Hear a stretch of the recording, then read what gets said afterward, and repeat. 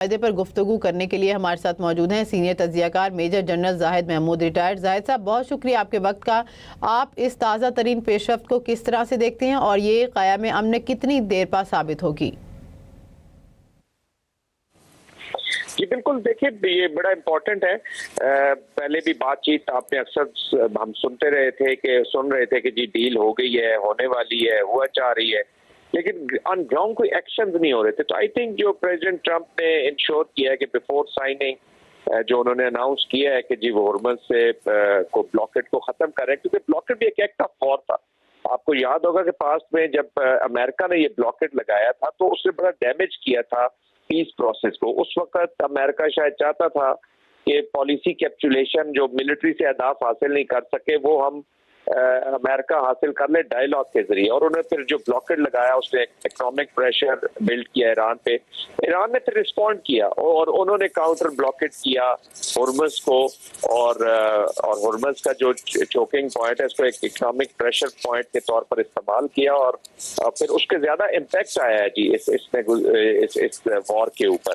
तो I think दोनों एक एक्ट ऑफ वॉर में इस एक्टिविटी का हो जाना, एक तो जो वो हम कहते हैं ना कि कॉन्फिडेंस बिल्डिंग मेजर के तौर पे भी होगा, क्योंकि बदएतमादी और इजराइल ये दो ऐसी चीजें थी जिनको मैं हमेशा स्ट्रेटेजिक कहता हूँ कि एक ये जो ट्रस्ट डेफिसिट था और इजराइल, ये सबसे बड़े स्पॉइलर रहे हैं इस पूरी इस डायलॉग के बीच में, प्रोसेस के बीच में।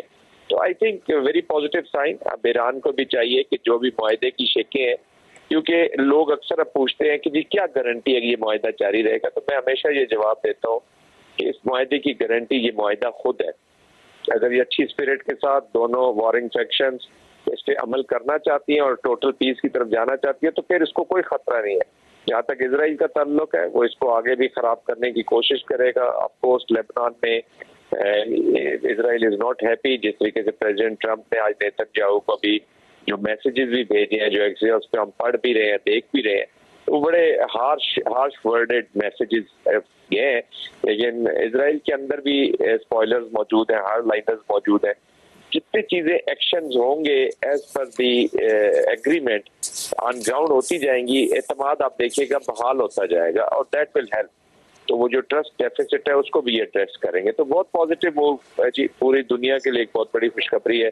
और पाकिस्तान का ये जो स्ट्रेटेजिक रोल पाकिस्तान ने अदा किया है, ये रहती दुनिया तक एक मिसाल रहेगा। आई थिंक हमने किसी मुल्क को इतने बड़े इफेक्टिव ब्रिज के तौर पे स्टेबिलिटी का फैक्टर बन के अपना रोल प्ले करते नहीं देखा, जो पाकिस्तान ने आज कर दिखाया है इस डिसरप्टिव वर्ल्ड की इस जियोपॉलिटिक्स के अंदर। देखिए प्रोसेस को मेंटेन रखना पड़ता है जी।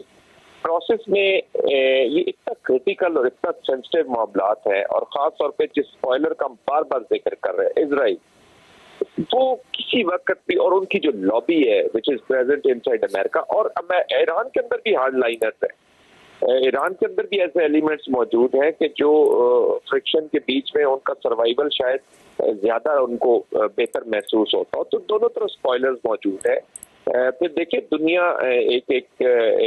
देयर आर एलिमेंट्स जो ये चाहते हैं कि ईरान की जो वॉर है या उनका जो टेंशन है रीजन में भी बढ़े, रीजनल कंट्रीज जीसीसी में भी बढ़े, फॉल्स फ्लैग ऑपरेशन हो सकते हैं। तो जब तक बैटल पोजीशन में होती है मिलिट्री, फॉरवर्ड बैटल पोजीशन में होती है, तो वो खतरात जो है वो लाक रहते हैं। तो डायलॉग के प्रोसेस को भी खतरात लाक रहेंगे, जो एस्केलेशन के जो मामलात हैं वो भी रहेंगे जब तक ये फौजें यहाँ पर रहेंगी। और आप देखिएगा कि ये कोई ना कोई एफर्ट इन पे हमला जरूर करने की कोशिश करेगा, तो उससे भी प्रोटेक्ट करना है। तो उसके लिए बेहतरीन यही होता है कि यू पैक करते हैं आप इस प्रोसेस को, ये जो डायलॉग से आपने अचीव किया इसको कुशनिंग करते हैं, इसकी प्रोटेक्शन करनी बड़ी जरूरत है। और प्रोटेक्शन तभी हो सकती है कि जो कम्युनिकेशन के मीन्स हैं, जो बातचीत है वो जारी रहे, ताकि कोई शकूक व शुबात ना पैदा हो, ट्रांसपेरेंसी के साथ।